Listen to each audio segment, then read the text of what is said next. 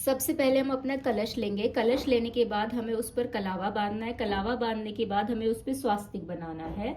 मैंने ऑलरेडी बना लिया है, ताकि वीडियो ज़्यादा लंबी ना हो इसलिए मैंने पहले से ही बना लिया है। आप भी बना लीजिएगा। और स्वास्तिक सही ढंग से कैसे बनाना है, क्योंकि ज़्यादातर लोग गलत ही तरीके से स्वास्तिक बनाते हैं। सही कैसे बनाना है उसकी वीडियो भी चैनल पर अवेलेबल है, आप जाके देख सकते हैं।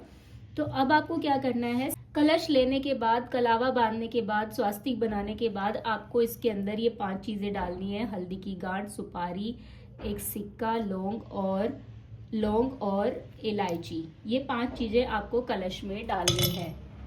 ये कलश में डालने के बाद आपको इसमें थोड़ा सा गंगा जल डालना है। 5 चीजें डालने के बाद हमें इसमें गंगा जल डालना है, थोड़ा सा गंगा जल डालना है और उसके बाद हम इसे पानी से भर देंगे। पहले हम थोड़ा सा गंगा जल कलश में डाल लेते हैं।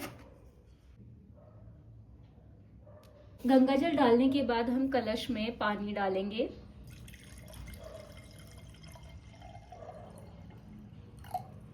पानी डालने के बाद हम नारियल को चुन्नी से लपेट लेंगे।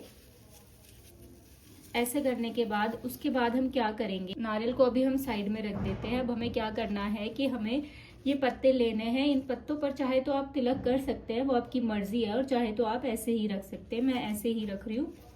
इसके बाद हम अपने कलश पर आम के पत्ते रख देंगे। आम के पत्ते रखने के बाद हम इस पर सराई से इसको ढक देंगे।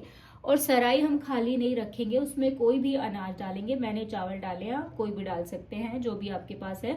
और ध्यान रखिएगा जो चावल है वो साबुत हो, टूटे हुए ना हो। पूजा में जो इस्तेमाल होते हैं वो साबुत चावल होते हैं। इसके बाद हम अपना नारियल लेंगे और उस पर चुन्नी लपेट देंगे। नारियल हमें ऐसे नहीं रखना है, नारियल हमें लिटा के रखना है। और ध्यान रहे कि जो नारियल का मुंह है वो पूजा करने वाले की तरफ होना चाहिए। तो हम इस तरीके से लिटा के अपना नारियल रखेंगे। कलश को स्थापित करने से पहले थोड़ा सा चावल का आसन देंगे।